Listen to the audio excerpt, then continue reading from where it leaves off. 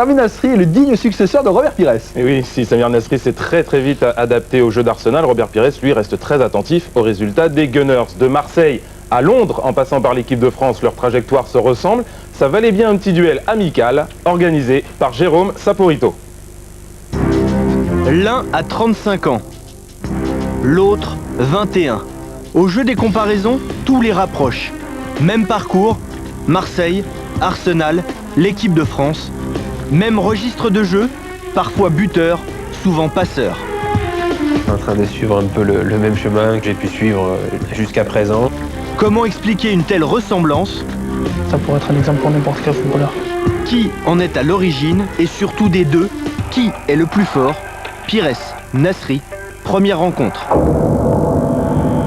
L'été dernier, l'économe Arsène Wenger casse sa tirelire.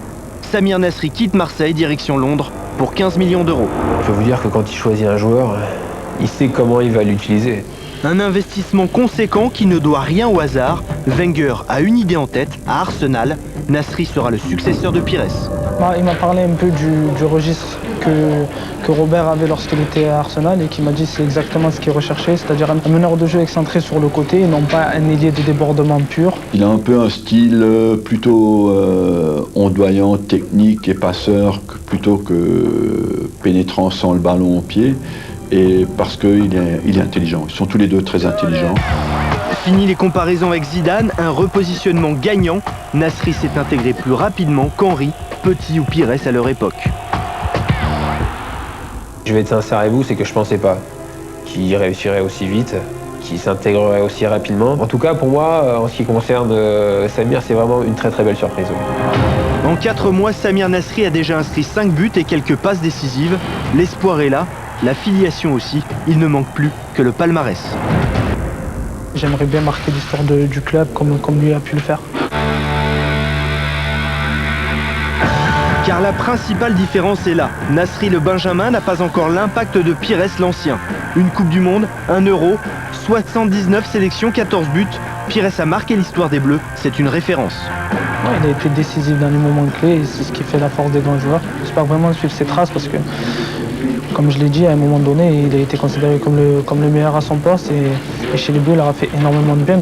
En face, Nasri en bleu, l'histoire ne fait que commencer. 14 sélections, 2 buts, un palmarès vierge. Pires le sage prodigue son conseil. Travailler l'explosivité à la sortie du dribble. Je fais confiance à Arsène pour lui travailler ce petit point qui lui manque. Même parcours, même zone de jeu, même caractéristiques physiques, même gourou. Pour les départager, une seule question. Techniquement, lequel des deux est le plus fort? Il y a de bons clients quand même. Robert. Sincèrement, je pense qu'il est plus habile que moi avec le ballon. Frappe de balle. Frappe de balle, lui aussi. Robert, il a mis beaucoup de buts. Hein. Il a dit vous.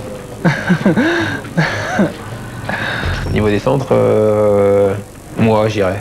Robert. De la tête, je pense que je suis meilleur que lui. Oui. Robert. Là oui. Ah voilà, il a dit lui, au moins. Parce que je suis super nul de la tête, je sais pas qui peut être plus nul que moi de la tête. Allez, une pub, la suite de Téléfoot, on a encore plein de choses à vous montrer. À tout de suite.